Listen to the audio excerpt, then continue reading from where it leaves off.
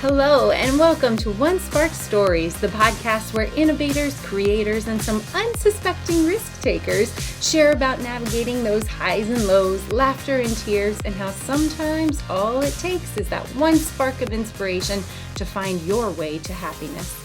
This podcast will leave you inspired to take action on your own purpose as we connect, create, and celebrate unique sparks around the globe, once again proving that it is a small world after all. I am your host, Katie Currens, and I am so excited about today's episode because as a former educator, I could not be more passionate about the need to reinvent, reignite, and reimagine the educational system. There are so many incredible educational leaders, teachers, and students that are doing their very best with the system as it has been set up, but it is time to change. Often people ask why I left the field that I truly was connected with and I feel that draw to, but it's the fact that I found out I could be a better disruptor from outside of the system. I continued to dip my toe back in and ultimately found I had ideas and I had a voice and I had people that respected what I was saying, but we were limited.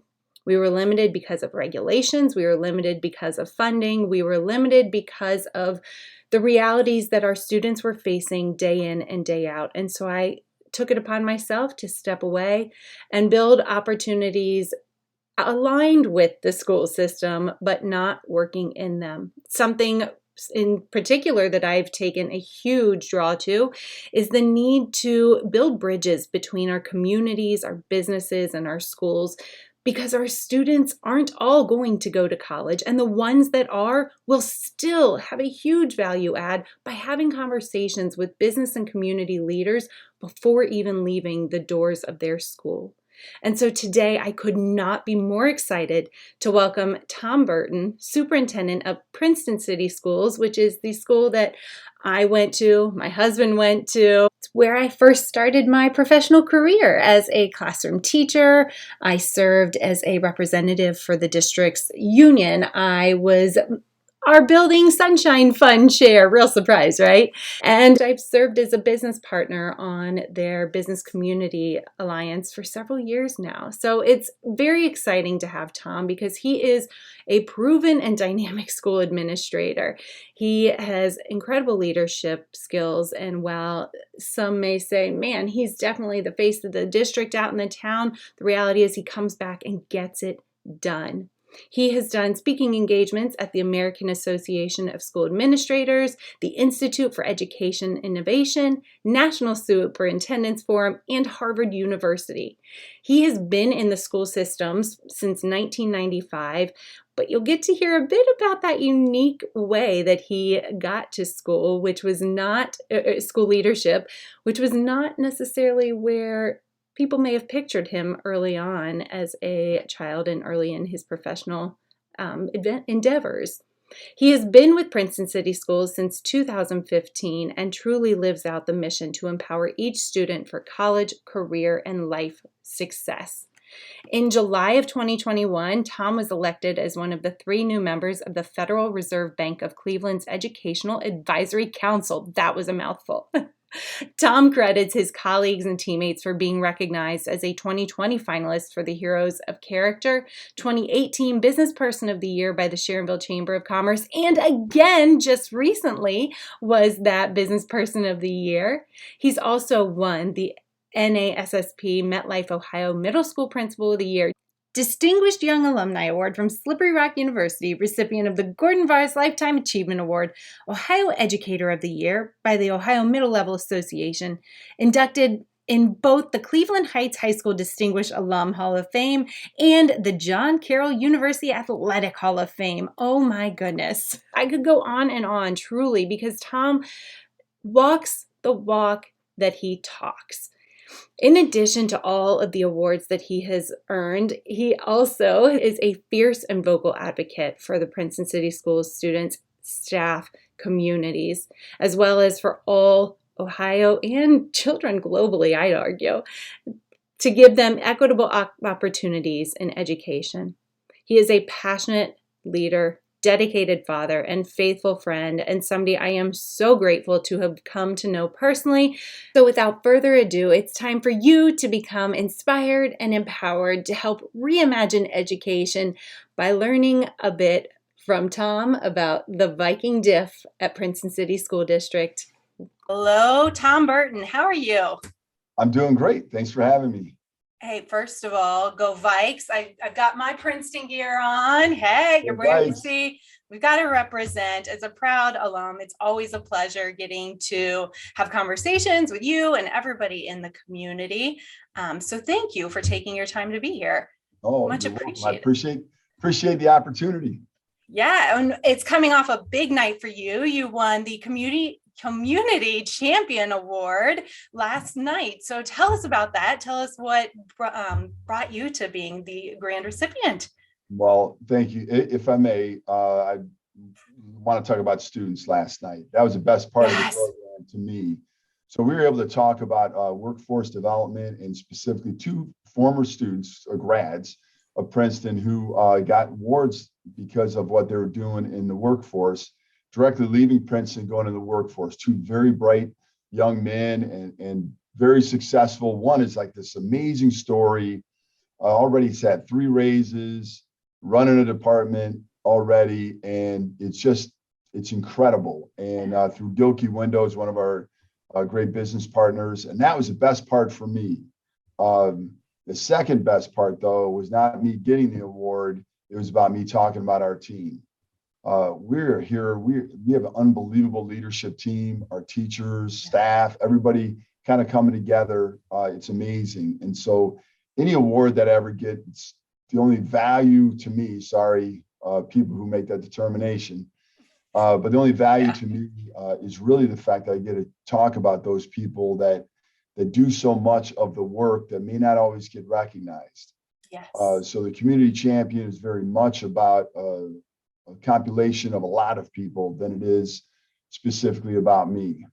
Yeah, and I love that. And I think part of why I'm so happy that you are able to be a part of this conversation is because as a person that grew up in the Princeton City School District from first grade on, it's been where actually my husband also graduated from Princeton. So we are full of Princeton pride. And yet the way the district continues to evolve and grow, I think that is what speaks so loudly to that community piece, is the partnerships and the collaboration. And I'm going to dig more into that here in just a minute. I could go on and on in my excitement, but I think that is the difference maker. That is the Vike Diff, right? That is the big piece within the community that is shifting education. So I want to come back to that. But before we go too far, I want to just get the conversation going with a few sparks of thought and idea. So this is going to be almost rapid fire, some silly, and then we'll get into the meat. Okay. But in education, recess is very important. We love our free play. As a child, are you a dodgeball or a Foursquare guy? Yes. I love them both. Yeah, right. And as a new father, when way back when we actually would play Foursquare, and the kids are like, "What's this game even all about?" I'm like, "You don't know, right? Right? All those great games that got lost." Right. I was, I liked them both. I was never opposed to playing dodgeball though. Now dodgeball was fun. Yeah, dodgeball was fun. Kickball was fun when I was teaching because I loved going out against the students. Oh man, I felt so really cool. It's sad. Yeah.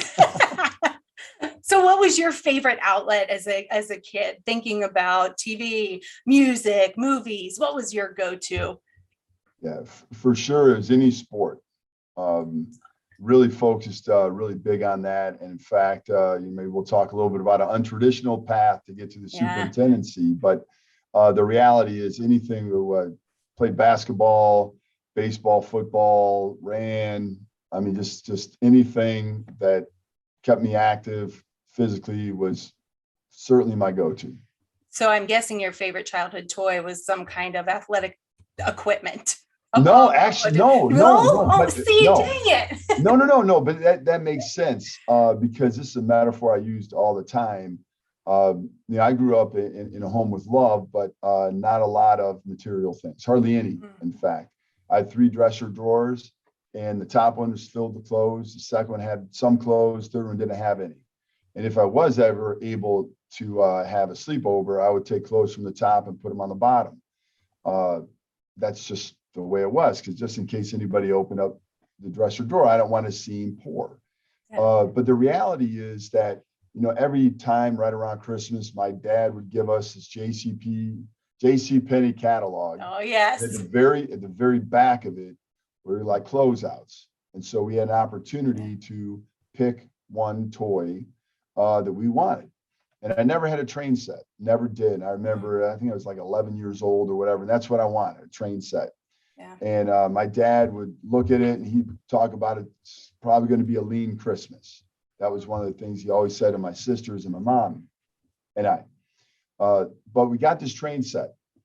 And I remember putting it together and just being so unbelievably excited. And there's one piece missing. And that was really it. And what the train set, I know it's called a train set, but it really was, the set that Hot Wheel where you could actually control it electronically, but there's one piece that was missing. And I remember I hooked it up and I could not, the electrical current wasn't connected, so I couldn't use that, but I would take the cars and still trace them around, jump over the carpet to connect to the track. And that was to me, that was such a metaphor. In life, there's going to be lots of things happen to you. Now, I could have whined and complained and moped, but at a young age, I was really fortunate enough to have my sisters well, you can still play with it, right? And so the creative, innovative way to kind of keep yourself busy. And as weird as that sounded, but that was my favorite toy. No, I think that's perfect. And it's interesting in the way that you brought that, we'll call it the untraditional, unconventional, unexpected response after the athletic piece. And you mentioned that with your career. And I think something I'm really hoping happens with the podcast is that people hear more stories like yours and recognize we all came from somewhere. There's a lot of assumptions that we were just placed as a superintendent because we had it all. We already had it. We were given this. So I'm trying to find something, Katie. I just want to find one thing, right? If I find that, then I'm good. Trisha Roddy is in the room right now with me, our unbelievable director of communication. Yes, she is. We talk all the time about the value of other people and truly what that means. I know I mentioned that before, but I think there's the self-effacing aspect of leadership that you have to have, and blend that in with a little bit of humor. I think that goes a long way. You've got that right. So what would you say is, thinking about your path and where you were and where you've been? Actually, if you could just even start there, where did you come from and how did you get to the position you're in? Well, I will say this, that those friends of mine that were in high school that kind of lost track of me, and I lost track of them, at any point, probably in the last 35 years, if they would have thought I was in education, they would have not believed it. If they would have thought I would have graduated from college, they wouldn't have believed it. And certainly now, if they say, I haven't thought about Tom Burton and, since I graduated high school, he's a superintendent, they would never believe that in a million years. So my path certainly, and I came from 2 educators, but again, I was all sports. And so the value of school was there only because of sports. Mm-hmm. So I didn't study a ton in high school. Unfortunately, I wasted a lot of opportunities. And my dad really kind of issued a big challenge to me. I had some opportunities to play sports in college, and I did play basketball, but ultimately kind of wasted some opportunities because of not being able to get outside of my own self and certainly get out of my own way. But in college, I will say this, I'm really proud. In college, I never missed 1 second of one class ever. I was at every single class, at every single level. And I have, a couple different degrees, but ultimately it was that value that I think really instilled in me that we can, should, and need to do more for students pre-K-12 as they matriculate through the grades, to be able to continue to encourage them and nurture them so that their dreams and their aspirations can come true based upon a simple concept of empowering, which is not easy to do. But our mission statement here is empowering each student for college, career, and life success. And there are people in my life that really were very instrumental in helping me get to different levels, and they were always teachers or coaches. And I was so very thankful to have some in my life that were unbelievable, that threw lifelines out to me. Sometimes I swam to the lifeline, other times, unfortunately, I swam away from them. But ultimately, I ended up going to community college to start. I went to Texas Tech, then Slippery Rock, graduated from Slippery Rock, went into teaching a little bit. Then I did some playing of other sports and did some other cool things while I was teaching. Went to a college. I was head volleyball coach, assistant basketball coach, resident director. There were so many things. I had this great opportunity at a very small college just outside of Cleveland. And then went back to my alma mater, and I was coaching and I was teaching at a middle school, which I went to, which is unbelievable experience. And then got my administrative degree, my master's, and then finished with an educational specialist degree. That's fantastic. And it's interesting because at one point you mentioned there were some people that threw you that wrap. They threw you the life jacket and said, hang on, Tom, we got you here. And with One Spark, that's one of our key pillars is connections, and making sure that you lean into those, because those are the people that matter. And it's the whole notion that when you change your environment, you change your life. And it sounds like you were then in an environment that allowed you to shift and readjust and lean into the next pillar of One Spark, which is create. And something I feel so fortunate that I've been able to see expand is the work ethics certificate program. And for me, as a Princeton grad, I feel like this is something that is a huge value add to the district and community. So do you mind talking about what that is and what it's afforded the district? Yeah, no, not at all. And I'm going to try to weave this all together, because that's another thought I was going to share. Little things matter, whether it's questioning, whether when people look at you, when you don't think they're looking at you. So it was interesting. I first got into administration because of how I behaved at my wedding.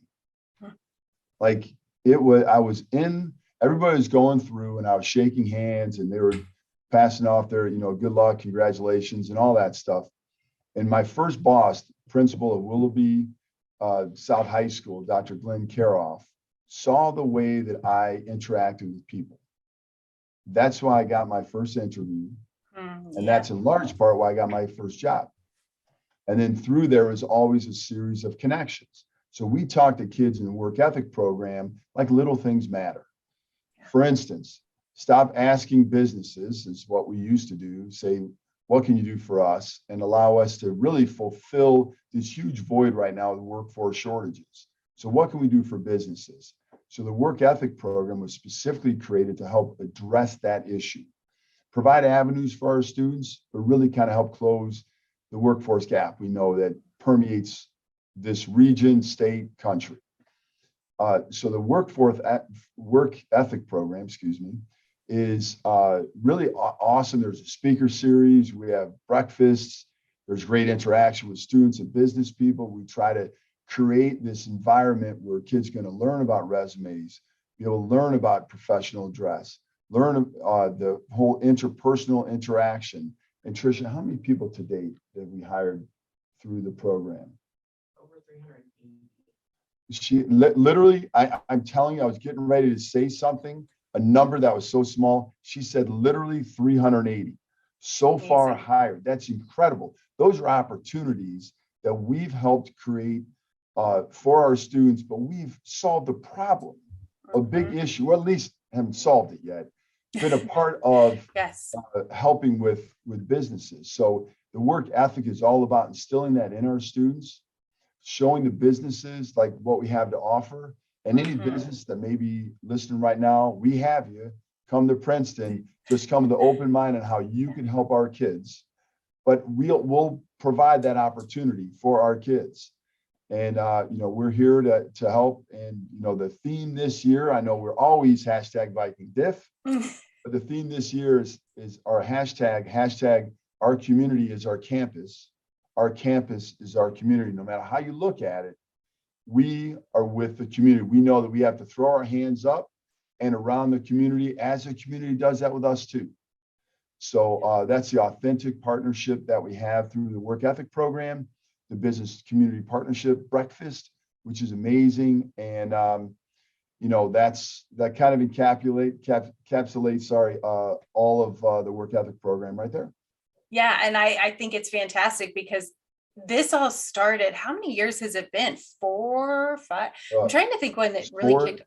Okay. Yeah, it was 4 years. There were 38 businesses at a breakfast. And as the interim superintendent, I made a big, bold statement by saying we're going to have over 100 businesses here next year. And had no plan, didn't have anything other than the fact that I knew that we were asking the wrong question. We talked about that at that very first breakfast. We actually gave what do you need?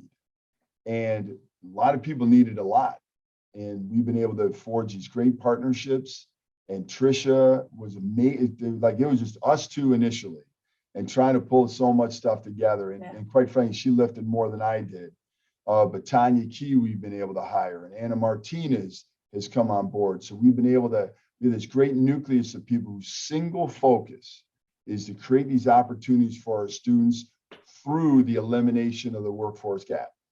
Yes, I love that. And it's a way to truly get students life ready. You were ahead of the game or ahead of the movement when everybody realized we need to reinvent education. Princeton was like, we know, we're on it. we got this. And I think that has been a huge asset for the community when there's a lot of fear and a lot of conversation about the Great Resignation. And yet I look at Princeton and surrounding districts that are throughout the country that are taking this more forward approach and saying, hey, we've got your employees and they are ready to go because I don't want to say we've shifted from that testing mindset to say it ever was, but we want to show you how much more we've done here aside from the assumed standardized way of teaching. So I definitely see that aspect.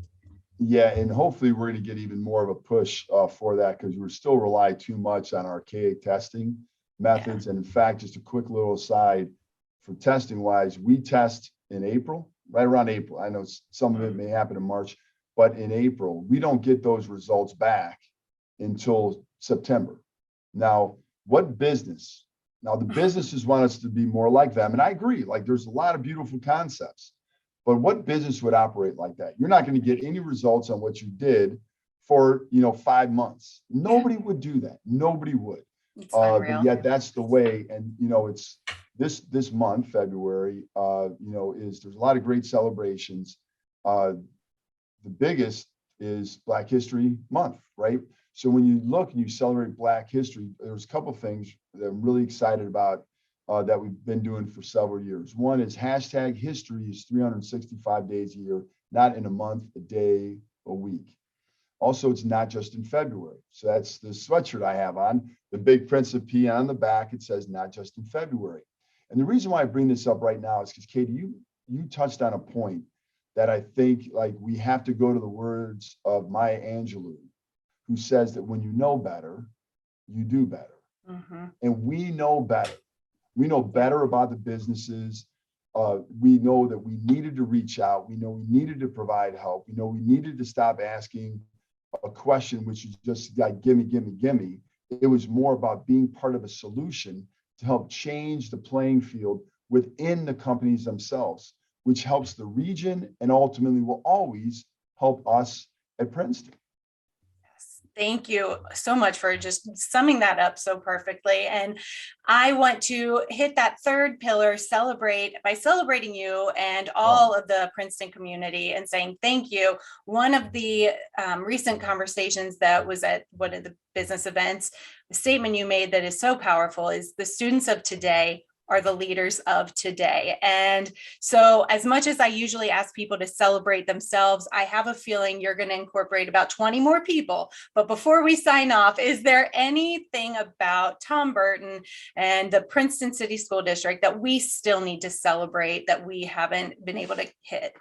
Well, I had two great loving parents, great grandparents. Unfortunately, did not know my grandparents on my dad's side, but I knew my grandparents on my mom's side. My mom and dad are no longer with us, but the words of both of them still ring in my head quite a bit. Normally, like if I'm getting ready to do something I shouldn't, I hear my mom, Tom, don't do that, right? But the reality is, it's always those people around you. So if you're going to do any celebration of me, save that. And just celebrate those people that have lifted me up, my friends and family, the great staff here at Princeton. And, there's a couple of sayings. One is, friends are the family you choose. And I'm really blessed to have unbelievable friends. And I will tell you, Trisha Roddy is a dear friend of mine, and I'm blessed to be able to work with her. John Fricky, Chris Lockhart, Dr. Mary Phillips, Tanya West Wright. The list literally goes on and on and on. Chris Petter, our treasurer. And our Board of Education, Susan White, our president, John Simons, vice president, Mary Cleveland, Gina Ruffamore, Jody Kessler. And they're wonderful people with these great focus. And our building principals are incredible. Our teachers, we have two associations here, and you hear people talk about like the unions and we don't like them. And oh my goodness. Well, Dana Zinneker, who's head of the classified staff, and Gretchen Tash, head of the teachers. I mean, they're unbelievable people with a focus on doing what's best for kids. Yes. You don't have that. So the celebration, please save it on me and celebrate other people. And most especially the best part of Princeton, and that's our kids. Absolutely. We have kids each day that come to us and they want to learn, they want to grow, they want to experience the very best that Princeton has to offer. And we have a lot to offer. Full IB program. We're the oldest in the state of Ohio. With that, we're still doing it. There's still a great commitment for a higher level education all the way down. We know that there's 3 pathways kids choose, and we want to be intimately involved in helping those kids select them, transition into them, and ensuring success: college, career, and military. And all 3 are very valued. And I just appreciate the students, the parents for allowing us to work with the kids, because they're amazing. They really are. So thank you so much. I think we could probably all talk about the incredible things happening in the district for hours, but I'm going to guess that there are plenty of things happening in the district and community that you need to get to. So there is the way, though, that I know you always sign off an event, and it would only be right to do it here. So on the count of 3, do we go for it? We can do that. I could say, Katie, thanks for allowing me to be here. Oh, thank you. As always, go Vikes. Go Vikes. Thanks, Katie. All right. 2 million different combinations of sandwiches can be created from a Subway menu. Later, Tater.